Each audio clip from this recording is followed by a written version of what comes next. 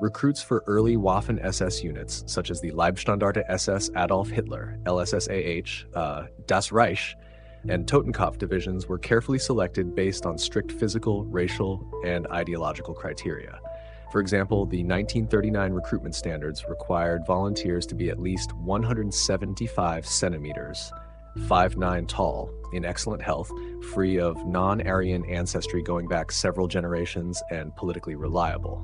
This fostered a sense of exclusivity and created an image of an elite, disciplined, and ideologically homogeneous force, an image that contrasted sharply with the broader, conscription-based and more socially diverse Wehrmacht.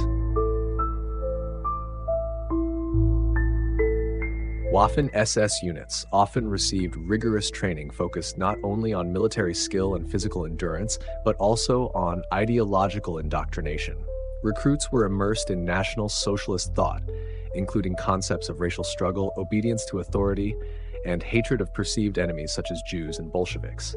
This training went beyond the standardized professional instruction typical of the Wehrmacht, particularly in units like Totenkopf, formed from SS Totenkopfverbände concentration camp guards, and Wiking, which included foreign volunteers from countries such as the Netherlands, Denmark, and Belgium.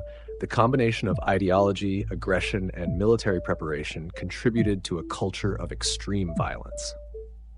This training, combined with preferential access to equipment, especially in the early years of the war, bolstered their battlefield reputation.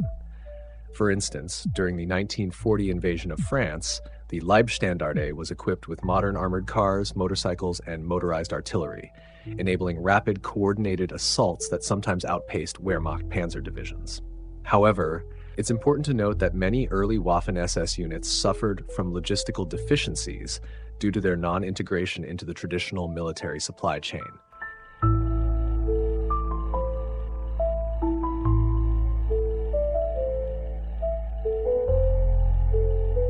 Himmler's political influence often ensured they received support, but until mid-1941, some Waffen SS units lacked heavy armor and relied on the Wehrmacht for tanks and equipment. This disparity became more visible as the war progressed. By 1943 to 1945, with Germany suffering from critical shortages of materiel, many Waffen SS divisions were no better equipped than regular army units, especially the later formed divisions such as 17th SS, Panzergrenadier Division, Götz von Berlichingen, or 33rd Waffen Grenadier Division of the SS Charlemagne, which often lacked tanks and heavy weaponry.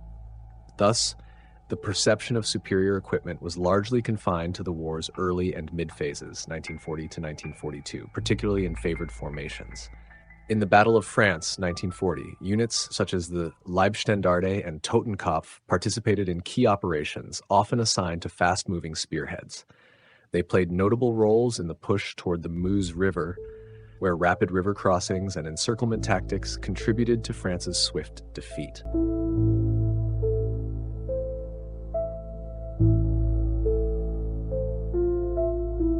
However, their conduct was also marred by atrocities, such as the Le Paradis massacre, in which members of the Totenkopf division executed 97 surrendered British soldiers, an early indication of the SS's brutal approach to warfare. On the Eastern Front, the Waffen SS's reputation reached its zenith. The Wiking division, composed partly of Scandinavian and Dutch volunteers, saw heavy combat in Ukraine and contributed to the temporary capture of Rostov-on-Don in 1941, an achievement celebrated in German propaganda as evidence of international support for the Nazi crusade against Bolshevism. In 1943, the Das Reich Division played a central role in the Third Battle of Kharkov, executing a bold counteroffensive that recaptured the city from Soviet forces.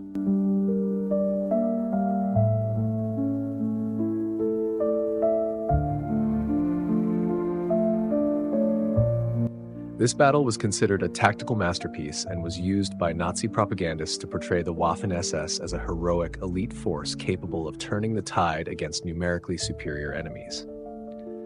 During the Battle of Kursk, July 1943, the largest tank battle in history, Waffen SS panzer divisions, including Leibstandarte, Das Reich, and Totenkopf, spearheaded the southern offensive at Prokhorovka.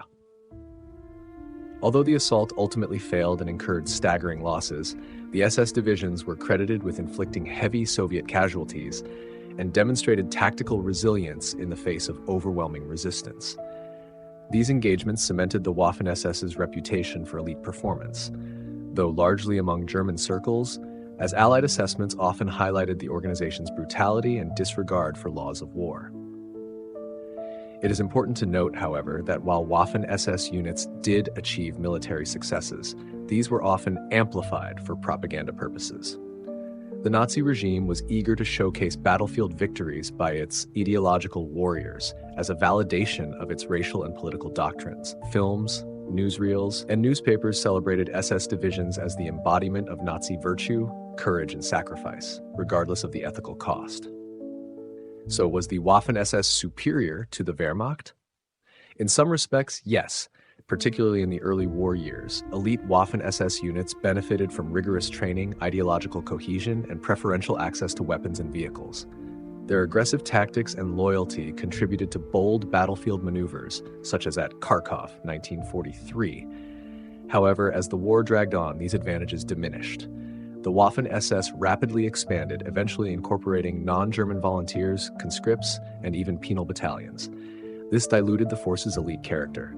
Some later units, such as the Durlawanger Brigade, composed of criminals and known for committing horrific atrocities in Poland and Belarus, were notorious for poor discipline and incompetence.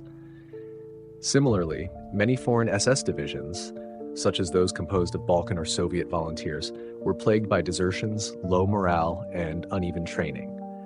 Ultimately, while Waffen SS units sometimes outperformed Wehrmacht formations in specific battles, their military achievements were overshadowed by their role in war crimes, including massacres of civilians, summary executions of prisoners, and direct involvement in the Holocaust. Entire divisions, such as Totenkopf and Dirlewanger, were implicated in genocide and reprisals against partisans.